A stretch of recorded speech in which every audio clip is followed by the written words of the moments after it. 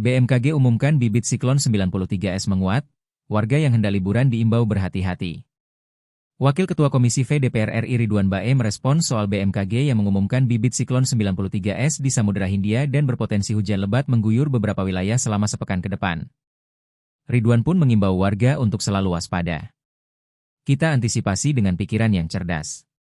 Walau kita sadar bahwa setiap akhir tahun adalah tempat, momen, berkumpul keluarga. Tapi kalau tidak penting-penting amat, bisa melalui video call untuk mengucapkan Selamat Natal dan Tahun Baru, ujar Ridwan Bae kepada wartawan, Kamis, 18 Desember 2025. Jika masyarakat tetap ingin berangkat liburan atau mudik, Ridwan mengingatkan untuk tetap berhati-hati. Kalau tidak terlalu penting sebaiknya berdiam diri di rumah saja, atau lebih banyak tinggal di rumah saja dulu, jangan meninggalkan tempat, pungkas legislator Golkar itu. Sebelumnya, Badan Meteorologi, Klimatologi, dan Geofisika, BMKG, melaporkan kepada Presiden RI Prabowo Subianto adanya siklon bakung serta bibit siklon 93S dan 95S yang berpotensi memicu cuaca ekstrim dalam sepekan ke depan di sejumlah wilayah Indonesia. Kepala BMKG Teguh Faisal Fathani menyatakan pemantauan dilakukan secara intensif karena dinamika atmosfer yang dapat meningkatkan curah hujan dan gelombang tinggi. Tadi saya memaparkan bahwa di Indonesia ada 3 pergerakan yang kita pantau. Yang pertama yaitu siklon bakung yang ada di barat daya Lampung. Kemudian ada bibit siklon 93S yang ada di selatan Bali, Nusa Tenggara.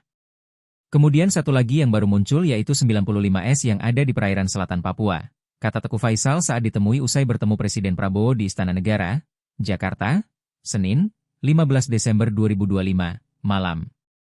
Siklon bakung merupakan badai tropis yang terbentuk dari sistem tekanan rendah di atas laut hangat, disertai angin kencang berputar, hujan lebat dan gelombang laut tinggi. Ia menjelaskan, keberadaan sistem tersebut dapat meningkatkan potensi hujan lebat dan kondisi laut. Jadi karena ada kondisi siklon ini tentunya akan meningkatkan curah hujan dan juga berpotensi meningkatkan juga gelombang tinggi di perairan sekitar, ujarnya. BMKG menyebut wilayah yang perlu diwaspadai mencakup Bengkulu, Lampung, seluruh Jawa, Bali, Nusa Tenggara Barat, Nusa Tenggara Timur, Papua bagian selatan.